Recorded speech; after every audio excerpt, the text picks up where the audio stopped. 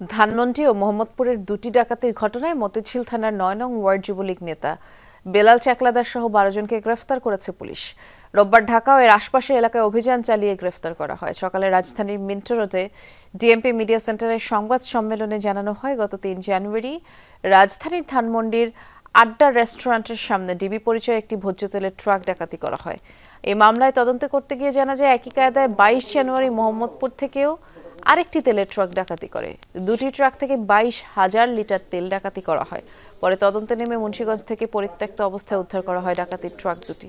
অভিযান চালিয়ে গ্রেফতার করা হয় ১২ জনকে। মুন্সিগঞ্জের একটি বিস্কুট ফ্যাক্টরি থেকে উদ্ধার করা হয় ১৯,০০০ লিটার তেল এবং জিজ্ঞাসাবাদে জানা যায়, এই ডাকাত দলের প্রধান ৯ নং ওয়ার্ড যুবলীগের সভাপতি বেলাল চাকলাদার।